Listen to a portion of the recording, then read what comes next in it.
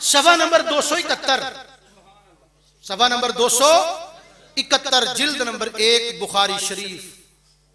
हुजूर इत्तिकाफ बैठे थे। आका करीम हर साल इत्तिकाफ फरमाते थे रमजान के महीने के अंदर। हुजूर इत्तिकाफ में तशरीफ फरमाते अपने हुजरा अनवर में। हुजूर बाद तशरीफ लाए। आका करीम क्या फरमाता, खरज तो लिउखबिरकुम बिलैलतिल क़द्र फतलाह फुलान व फुलान फरुफियत असा अन यकून खैरल लकुम फल्तमिसूहा फित्तासियाति वस्साबियाति वल खामिसा औ कमा क़ाल। आका करीम फरमाता मैं निकला था अपने उजरे से कि मैं तुम्हें लैलतुल क़द्र के बारे में बता दूं कि लैलतुल क़द्र कौन सी रात लैलतुल क़द्र। लेकिन दो बंदे आपस में झगड़ रहे थे। वो झगड़ा कोई आथापाई नहीं कर रहे थे, वो दू बुदू लड़ नहीं रहे थे। उनकी बहस के अंदर थोड़ा सा मामला तलख हो गया, लहजा तलख हो गया। तो आका करीम फरमाते इन दो बंदों की लड़ाई की वजह से अल्लाह ने ये बरकत वापस उठा ली। असा अन यकून खैरल लकुम, फरमाया अब हो सकता है कि ये मामला तुम्हारे लिए कल को बेहतर ही हो जाए।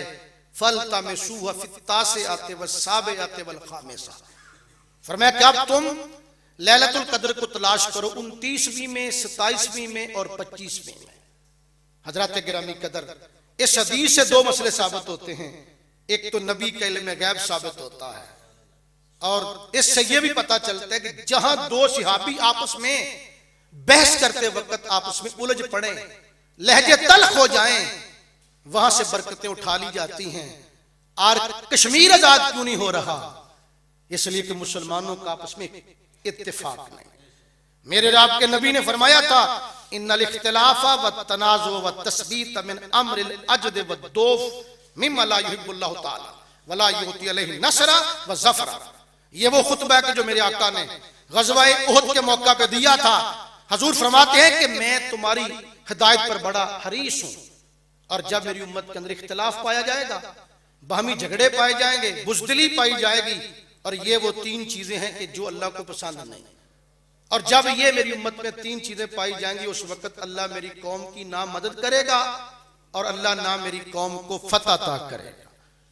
आज मुसलमानों की बदतरी इसी वजह से है कि मुसलमानों में इत्तेफाक नहीं, मुसलमानों में इत्तेहाद नहीं। अगर 59 इस्लामी मुल्क जमा होके इत्तेफाक करके इंडिया की तरफ मुंह कर लें तो अल्लाह तबारक व तआला कश्मीर को 8 दिन से पहले आजादी अता फरमा सकता।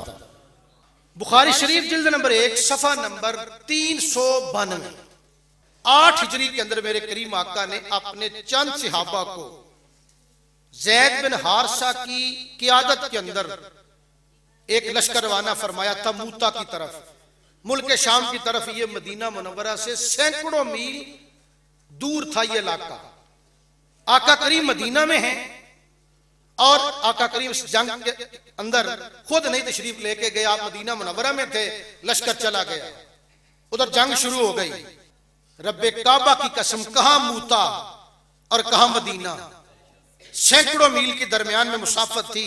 हजरत अनस बिन मालिक फरमाता फ़ख़तबन नबिय्यु सल्लल्लाहु अलैहि वसल्लम फ़क़ाला अख़ज़ रायता ज़ैदुन फ़असीबा सुम्मा अख़ज़हा जाफ़रुन फ़असीबा सुम्मा अख़ज़हा अब्दुल्लाह इब्न रवाहा फ़असीबा सुम्मा अख़ज़हा खालिद इब्नुल वलीद ग़ैरु इमरातिन फ़फ़ुतिहा लहू औ कमा क़ाल सल्लल्लाहु अलैहि वसल्लम। हजूर मदीना में हैं, जंग उधर हो रही है सैकड़ों मील दूर। हजूर फरमाते हैं, खुतबा दे रहे हैं, आका करीम फरमाते हैं लोगों सुनो, अभी अभी झंडा मेरे ज़ैद ने पकड़ा था और वो शहीद हो गए। फिर झंडा जाफर बिन अबी तालिब ने पकड़ा, वो भी शहीद हो गया। फिर झंडा अब्दुल्लाह इब्न रवाहा ने पकड़ा और वो भी शहीद हो गया है। और फिर बगैर अमीर बनाए खालिद बिन वलीद ने मेरे लश्कर का झंडा पकड़ लिया है, और अल्लाह ने खालिद बिन वलीद की हाथों फतह अता फरमा दी है।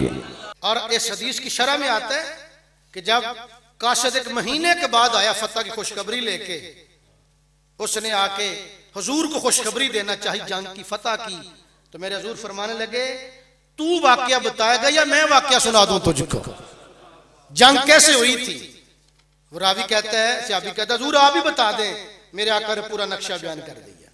फिर मैं इस तरह जब लश्कर गया था तो पहले झंडा ज़ैद के हाथों में था, वो जब शहीद हुए फिर झंडा जाफर तैयार ने पकड़ा, वो भी शहीद हो गए।